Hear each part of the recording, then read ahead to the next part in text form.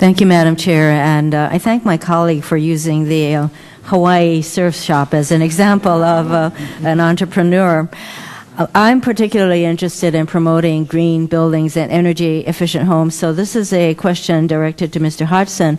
I commend your industry for stepping forward and really pushing the whole process of supporting green building.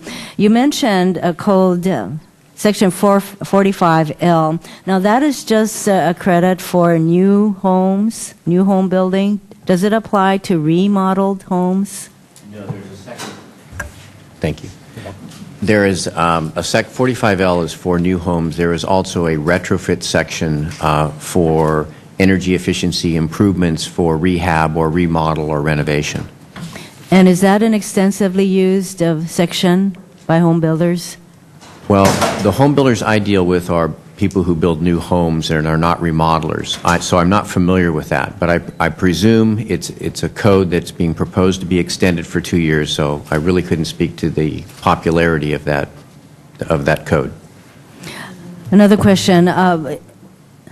I understand that there are national ANSI standards on green buildings, and there are a number of areas that these standards cover. And I'm wondering whether you think that it would be a good idea for federal legislation, maybe perhaps another code section that incorporates the ANSI standards, so that although it's voluntary, any builder who builds to ANSI standards with regard to green buildings should maybe get some other kind of credit.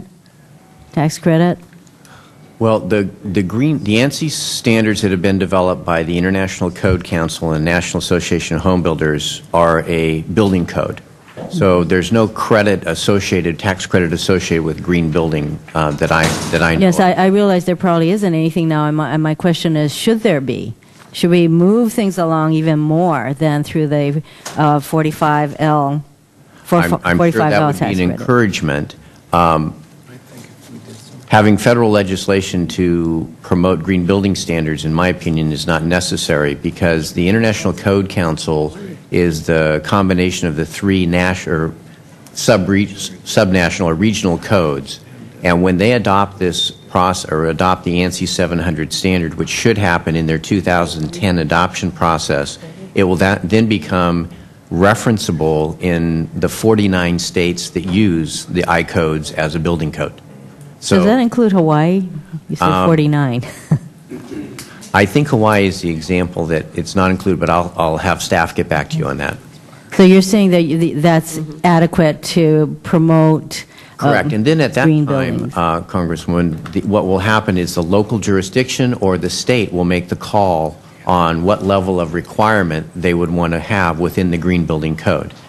The beauty of having an ANSI standard is, previous to this, there really was no building definition of green, and now there's a very good scale for the variety of features that you've looked at for green building, so that now we can have a measurable scale of what a green building is in the residential market and what it's not. And that will become an integral part of our building code within 3 years.